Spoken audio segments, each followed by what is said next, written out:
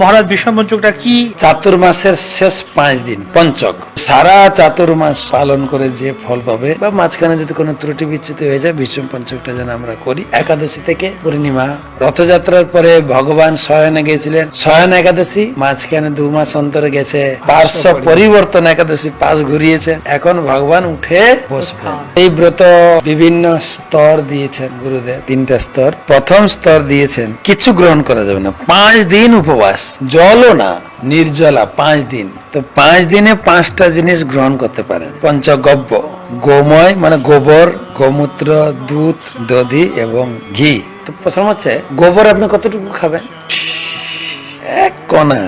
গোমূত্র সেরকম অল্প। আপনি আবার দুধের নাম করে ঢকঢক করে দুধ, 1 ফোঁটা দুধ খাবেন। এইভাবে 5 দিন নিরম্ব উপবাস করে নিরন্তর নাম জপ, একটা সংকল্প করে ভক্তরা, আমি প্রতিদিন এত মালা জপ করব, 2 লক্ষ 3 লক্ষ, গঙ্গা স্নান, তারপরে 5 দিনে একটা দ্রব্য দিয়ে পুজো হয়, স্পেসিফিক ফুল, তারপরে সন্ধ্যার সময় সন্ধ্যা আরতি, ভাগবত শ্রবণ, আর নির্দিষ্ট যার যার সেবা সব করতে হবে, কিন্তু শুধু খাওয়া দাওয়াটা বন্ধ, আর সব বেশি করে করতে হবে। এটা গেল প্রথম স্তর। দ্বিতীয় স্তর, কেউ যদি প্রথম স্তর না করতে পারে, তার জন্য ফলমূল আহারের বিধান রয়েছে, যেটা আমরা করি।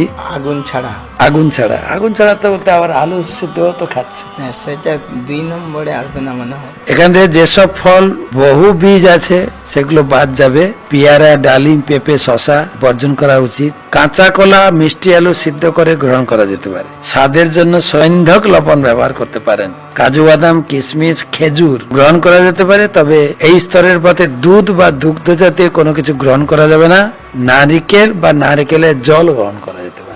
এইখানে একটা প্রশ্ন আছে, অনেকে এখনো প্রায় তর্ক করেন যে বহু বীজ খাওয়া যাবে না, বলে আপেলটা তো বহু বীজ, কিন্তু আসলে বহু বীজ এইটুকু জানবেন, যে ফলের বীজ আমরা খাই সেই ফল খাওয়া যাবে না। আপেল বীজ আমরা খাই না, কিন্তু শশার বীজ আমরা খাই, সেই জন্য খাওয়া যাবে না। আরেকটা সুযোগ দিয়েছে, তৃতীয় স্তর। কেউ যদি দ্বিতীয় স্তর পালন অসমর্থ হন, তবে হবিষান্ন গ্রহণ করতে পারে।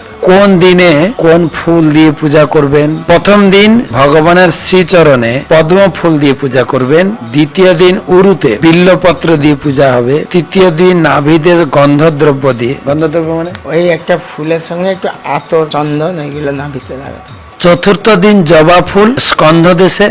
পঞ্চম দিন শিরদেশে মালতী ফুল নিবেদন করবে। কখনো কখনো এই বিষয় 4 দিন হয়ে যায়, যে তিথিটা মিশে যাচ্ছে, 2টো জিনিস নিবেদন করা যেতে পারে।